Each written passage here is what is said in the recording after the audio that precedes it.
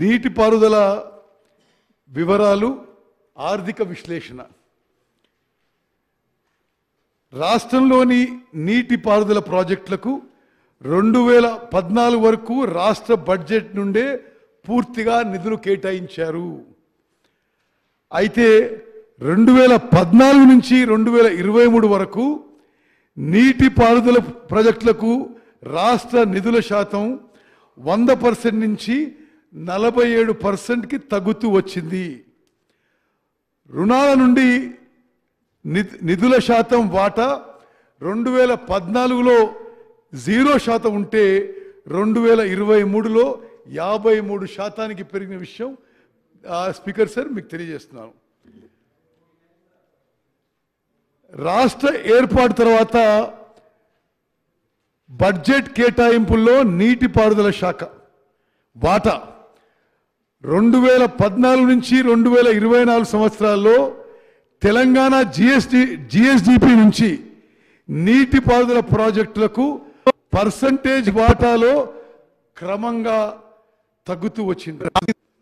మరి మీరు గమనించాలి, 2014 నుంచి 2023-24 వరకు జిఎస్డిపిలో ఇరిగేషన్ శాఖకి పర్సంటేజ్ తగ్గుతూ వచ్చింది.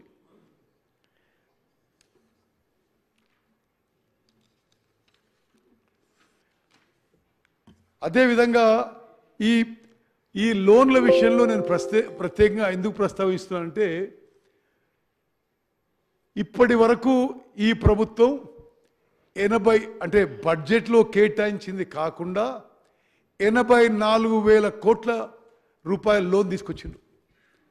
మరి కాళేశ్వరం ప్రాజెక్టుకి 61,000 కోట్లు, పాలమూరు రంగారెడ్డి ఎత్తిపోయి పథకానికి 7,000 కోట్ల రుణం. ఇది కాళేశ్వరం కార్పొరేషన్ కింద. రెండో corporation Telangana state water resources infrastructure development corporation limited. దీని ద్వారా మరి ఇందిరమ్మ మరి ఫ్లడ్ ఫ్లో కెనాల్కి, దేవాదుల ప్రాజెక్ట్కి, సమ్మక్క సాగర్కి, సీతారాం ఎత్తిపోతుల పథకానికి, సీతమ్మ సాగర్కి మరి దీని కింద 15,000 కోట్ల అప్పు. ఈ రెండు మరి పైన కేఐపిసిఎల్ ద్వారా, కింద పేర్కొనబడిన TSWRIDCL ద్వారా మొత్తం గత ప్రభుత్వం 10 ఏళ్లలో 84,000 కోట్ల అప్పు తీసుకొచ్చిన విషయం నేను మనం చేస్తాను. సాగునీటి ప్రాజెక్టుల పేరిట ప్రభుత్వం చేసిన అప్పులు మోయలేని భారంగా మారబోతున్నాయి. ఈ అప్పులు వడ్డీలు కలిపి రాబోయే 10 సంవత్సరాల్లో రాష్ట్ర ప్రభుత్వం 1.35 lakh crores 1,35,000 కోట్ల రూపాయలు చెల్లించాల్సి ఉంటుంది. వీటిలో అసలు 79,000 కోట్లు, వడ్డీ 56,000 కోట్లు. మరి రాబోయే 5 సంవత్సరాల్లో నీటిపారుదల శాఖ వార్షిక రుణ భారం అంటే every year irrigation sector has to repay 16,000 కోట్లు అని చెప్పి నేను మనం చేస్తున్నాను. నెక్స్ట్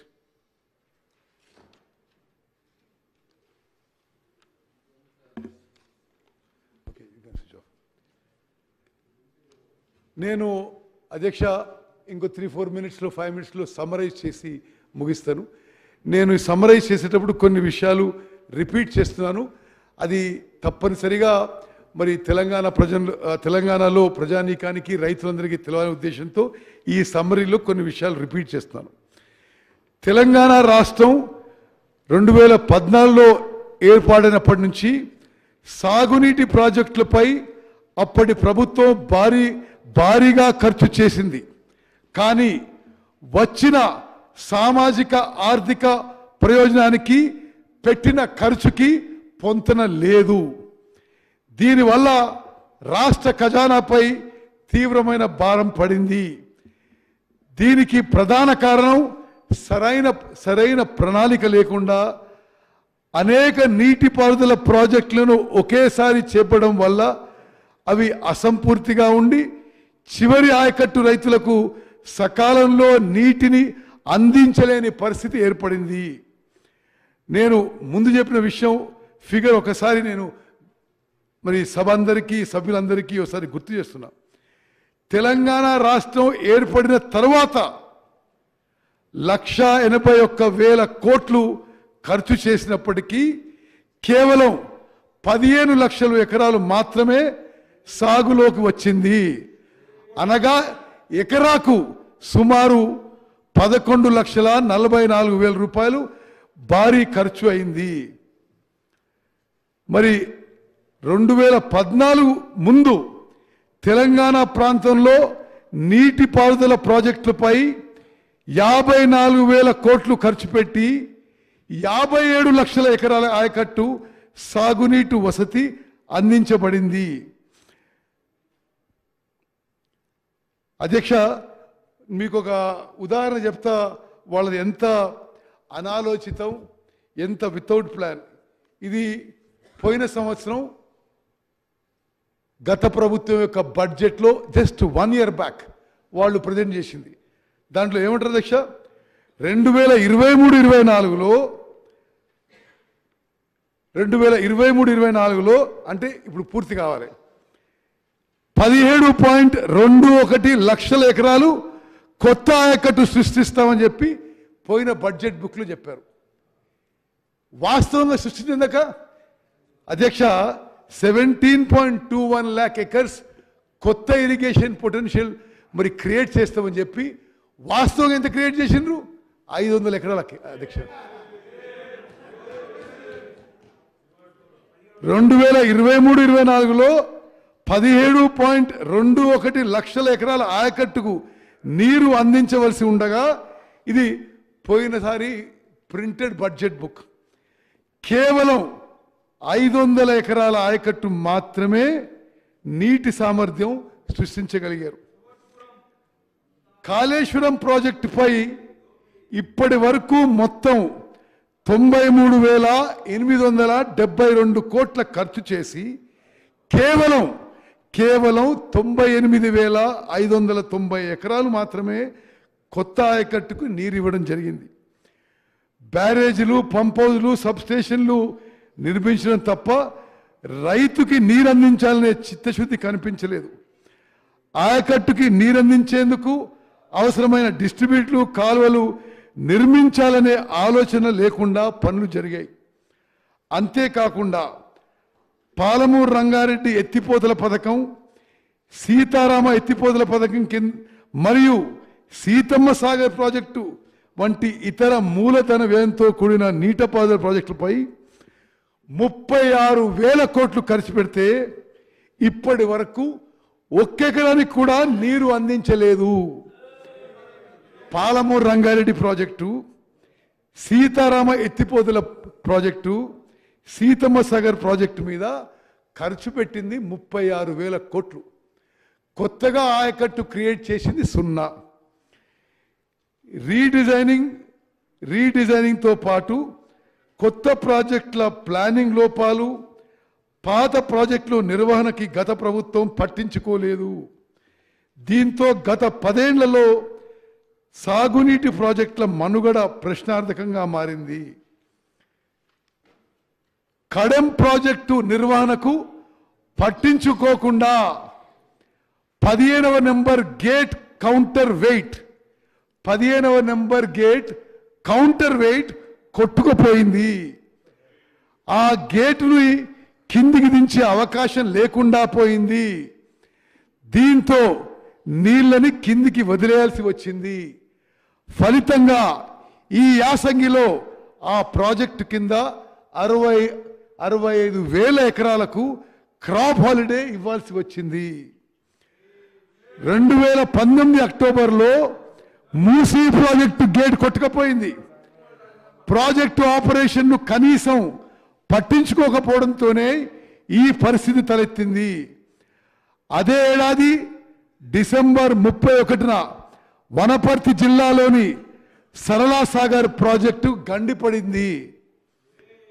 సైఫన్ పద్ధతిలో ఏషియాలోనే నిర్మించిన మొదటి ప్రాజెక్టు ఇదే కాగా ప్రపంచంలో రెండోది.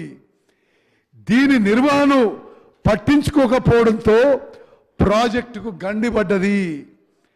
చారిత్రాత్మక ప్రాజెక్టు, హిస్టారికల్ ప్రాజెక్టుకి గండి పడితే విచారం వ్యక్తం చేయాల్సిన మరి ఆనాటి ప్రభుత్వం పోతే పోయింది, ఇసుక దందాకి పనికొస్తుందని చులకన చేశారు. సరళా సాగర్ ప్రాజెక్టులో గండి పడితే విచారం వ్యక్తం చేయకపోగా పోతే పోయింది, ఇసుక దందాకు ఉపయోగపడుతుందని చెప్పి మరి గత ప్రభుత్వం స్టేట్మెంట్ ఇవ్వడం ఇది చాలా చాలా బాధాకరమైన విషయం. వారి లెగసీ మాకేమిచ్చారంటే, మరి గత టిఆర్ఎస్ ప్రభుత్వం రేవంత్ రెడ్డి గారి ప్రభుత్వానికి ఇచ్చిన లెగసీ కట్టకుండా ఉన్న బిల్లులు 28,412 బిల్లులు ఇరిగేషన్ శాఖలో బిల్లులు కట్టకుండా వదిలేసింది. మరి దాన్ని పూర్తిగా ఆ బిల్లులు కట్టాలంటే 10,455 కోట్లు. ఈ భారీ బకాయిలు చెల్లిస్తే కానీ కొత్త పనులు చేపట్టలేని పరిస్థితి నెలకొన్నది. రాష్ట్రం ఏర్పాటుకు ముందు ఎత్తిపోతల పథకాలకు సంబంధించి 13 లక్షల ఎకరాల ఆయకట్టును రూపొందించడానికి 39,000 కోట్లు ఖర్చు చేశారు. అయితే 2014 నుంచి 2023 వరకు 3 రెట్లు కంటే ఎక్కువ, అంటే 1,33,000 కోట్లు ఖర్చు చేసి 95,000 ఎకరాలు మాత్రమే కొత్త ఆయకట్టును సాగులోకి తీసుకొచ్చారు. నీటి వాటాల విషయంలో కూడా కొత్త టర్మ్స్ ఆఫ్ రెఫరెన్స్ తీసుకురావడానికి వారికి సుమారు 10 ఏళ్లు పట్టింది. అంటే కేంద్ర ప్రభుత్వాన్ని కొత్త టర్మ్స్ ఆఫ్ రెఫరెన్స్ నీటి వాటా కేటాయింపు డివిజన్ విషయంలో కూడా చాలా ఆలస్యం చేశారు. తెలంగాణ ప్రయోజనాలకు భంగం కలిగించే పోతిరెడ్డి విస్తరణ, రాయలసీమ ఎత్తిపోతల పథకాలను అడ్డుకోలేకపోయారు. నిర్మాణంలో ఉన్న రాయలసీమ ఎత్తిపోతల పథకం పూర్తయితే ఆంధ్రప్రదేశ్కి రోజుకి 9-10 టీఎంసీలు డ్రా చేసుకునే అవకాశం ఉంటుంది. మహబూబ్ నగర్ జిల్లా నివాసి ఒకరు నేషనల్ గ్రీన్ ట్రిబ్యునల్లో పిటిషన్ దాఖలు చేసే వరకు ఆనాటి తెలంగాణ ప్రభుత్వం నిద్ర నటించింది. పర్యావరణ అనుమతులు వచ్చే వరకు పనులు నిలిపేయాలని ఏపీని ఎన్జీటీ ఆదేశించింది. అధ్యక్ష, స్పీకర్ సార్, మరో ముఖ్యమైన విషయం, ఇప్పటికి కూడా ఆంధ్రప్రదేశ్ ప్రభుత్వం రాత్రిపూట ఫ్లడ్ లైట్స్ పెట్టి పనులు చేసింది తెలిసి ఈనాటి గౌరవ ముఖ్యమంత్రి రేవంత్ రెడ్డి గారి ప్రభుత్వం ఎన్జీటీలో ధిక్కరణ పిటిషన్ వేసి పనులు ఆగిపోయేలా చూడాలని మా ప్రభుత్వం ఇరిగేషన్ శాఖ అధికారులని ఆదేశించింది. పోతిరెడ్డిపాడు హెడ్ రెగ్యులేటర్ నుంచి 34 టీఎంసీకి మించి, అంటే చెన్నై నీటికి 15 టీఎంసీ, శ్రీశైలం రైట్ బ్రాంచ్ కెనాల్కి 19 టీఎంసీ, మరి అంతకంటే ఎక్కువ మళ్లించకుండా ఆంధ్రప్రదేశ్ని కట్టడి చేయలేకపోయారు. గత 5 ఏళ్లలో సగటున ఏడాదికి 34 టీఎంసీ పోవాల్సింది 133 టీఎంసీ నీరు మళ్లించడం జరిగింది. పాలమూరు రంగారెడ్డి ఎత్తిపోతల పథకం, డిండి ఎత్తిపోతల పథకం మరియు శ్రీశైలం ఎడమగట్టు కాలువ వంటి కొనసాగుతున్న ప్రాజెక్టులను ఏపీఆర్ఏ 2014 షెడ్యూల్ 11లో చేర్చలేకపోయారు. మహారాష్ట్ర రాష్ట్రాన్ని లెండి ప్రాజెక్ట్ హెడ్ వర్క్స్ పనులను పూర్తి చేయడానికి ఒప్పించలేకపోయారు. కానీ రాష్ట్రంలో పనులపై 223 కోట్లు ఖర్చు పెట్టారు. అయితే మహారాష్ట్ర భూభాగంలో ప్రధాన పనులు పూర్తి కానందున వల్ల జుక్కల్ నియోజకవర్గంలో రైతులకు 22,000 ఎకరాలకు సాగునీరు అందడం లేదు. చివరిగా అధ్యక్ష, నేను ఒక నిమిషంలో ముగిస్తా. మా ప్రభుత్వ ప్రాధాన్యతలను వివరించి ఈ ప్రజెంటేషన్ ముగిస్తా అని చెప్పి నేను మనవి చేస్తున్నా. అధ్యక్ష, కొనసాగుతున్న ప్రాజెక్టులని మా ప్రభుత్వం పూర్తి చేయడానికి సిద్ధంగా ఉన్నాము. తక్కువ వ్యయంతో అవినీతి రహిత ప్రణాళికతో ఎక్కువ ఆయకట్టు తీసుకురావడానికి ప్రాధాన్యం ఇస్తున్నాము.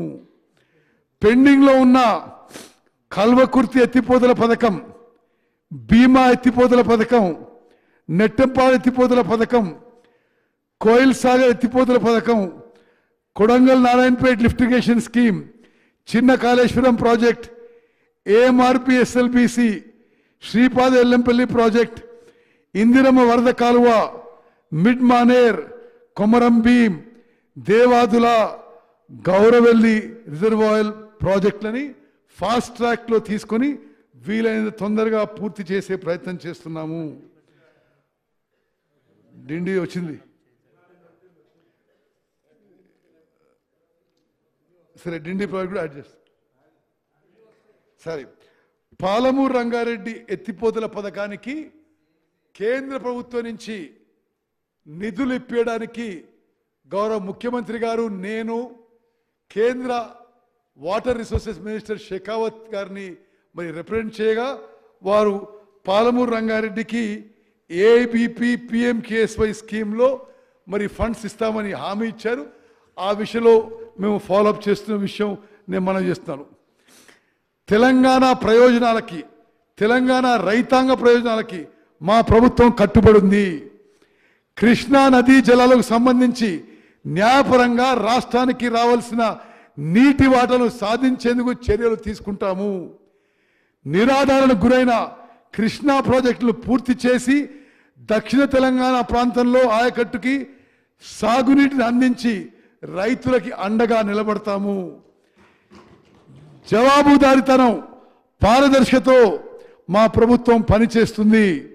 నిర్ణీత లక్ష్యాలను చేరుకునేందుకు చిత్తశుద్ధితో పనిచేస్తుంది. ప్రస్తుతం నీటిపారుదల ప్రాజెక్టు యొక్క పనులు వివిధ దశల్లో పురోగతిలో ఉన్నాయి. అవినీతి ఆస్కారం లేకుండా సమర్థమైన వినియోగంతో గరిష్ట ఆయకట్టుకి సాగునీటిని అందించేందుకు తగినన్ని నిధులు కేటాయిస్తేనే లక్ష్యం నెరవేరుతుంది. ఆ దిశగా కార్యాచరణ రూపొందించుకుంటాం. అందుకే ఈ ప్రభుత్వం తెలంగాణ ప్రజల ప్రయోజనాలను దృష్టిలో ఉంచుకొని పనుల స్థితిగతుల ఆధారంగా ప్రాజెక్టులకు సముచితంగా ప్రాధాన్యమిస్తూ అవసరమైన నిధులు అందించడానికి కట్టుబడి ఉంది. అధ్యక్ష, సమ్మరైజ్ చేయడానికి ఈ మధ్యకాలంలో కొంతమంది పెద్ద మనుషులు మేడిగడ్డ, అన్నారం, సుందిల్లా బ్యారేజ్లు మేము రిపేర్ చేస్తుంటారు. చాలా స్పష్టంగా ఈ శాసనసభ ద్వారా ప్రకటిస్తున్నాము. కొత్తగా నిన్న రాత్రి నుంచి అన్నారం బ్యారేజ్లో కూడా లీక్ పెద్దగా మరి డ్యామేజ్ జరిగే ప్రమాదం స్పష్టంగా అవపడుతుంది. మరి గౌరవ ముఖ్యమంత్రి రేవంత్ రెడ్డి గారి నాయకత్వంలో ఆ 3 బ్యారేజ్లను కూడా నేషనల్ డ్యామ్ సేఫ్టీ అథారిటీకి అప్పచెప్పి ఎంక్వైరీ చేయించి వారి ద్వారా వే ఫార్వర్డ్ అన్వేషించి ముందుకు పోతామని ప్రకటిస్తున్నాను. అదేవిధంగా విజిలెన్స్ ఎంక్వైరీలో తేలిన వాస్తవాలు బట్టి ఈ ప్రభుత్వం కఠిన చర్యలు తీసుకోబోతున్నాము. Controller and auditor general of India ఈ రాష్ట్రాన్ని గత ప్రభుత్వం నిర్వాహకం వల్ల మరి అప్పులో ఊబిలో మరి నెట్టేసిన విషయం కూడా తెలంగాణ ప్రజానీకానికి తెలియజేస్తున్నాము. కాళేశ్వరం ప్రాజెక్టుకి ప్రతి సంవత్సరం 10,000 కోట్ల ఎలక్ట్రిసిటీ బిల్లు, 15,000 కోట్ల మరి ఫైనాన్షియల్ బర్డన్ ప్రతి సంవత్సరం కాళేశ్వరం ప్రాజెక్ట్ ద్వారా రాష్ట్రానికి 25,000 కోట్ల బర్డన్ పడబోతున్న విషయం మరి ఆ ప్రాజెక్టు వాళ్ళు ప్రపంచంలోని అద్భుతమైన ప్రాజెక్టుగా మరి ప్రొపగాండా చేసుకున్న విషయం మరోమారు తెలంగాణ ప్రజానీకానికి తెలియజేసి తప్పనిసరిగా ఏ ప్రాజెక్టులు అయితే త్వరితగతిన పూర్తి చేసి కొత్తగా ఆయకట్టు ఇవ్వగలుగుతామో ఈ ప్రభుత్వం ముందుకు పోతుంది. బడ్జెట్లో ప్రకటించినట్టుగా ఈ ఆర్థిక సంవత్సరంలో 7 లక్షల ఎకరాలు కొత్త ఆయకట్టు సృష్టించే విధంగా మేము ముందుకు పోతామని స్పష్టమైన ప్రకటన చేస్తూ మీరు ఈ సమయం ఇచ్చినందుకు ఈ పవర్ పాయింట్ ప్రజెంటేషన్ అవకాశం ఇస్తూ ధన్యవాదాలు తెలియజేస్తూ ముగించుకుంటున్నాను. ధన్యవాదాలు. సభ్యులు దయచేసి సబ్జెక్టుకు పరిమితమై మాట్లాడవలసిందిగా కోరుతున్నాను. చాలామంది గౌరవ సభ్యులు మాట్లాడవలసి ఉన్నందువలన సభకు సహకరించి సబ్జెక్టు డీవియేట్ కాకుండా మాట్లాడవలసిందిగా కోరుతున్నాను.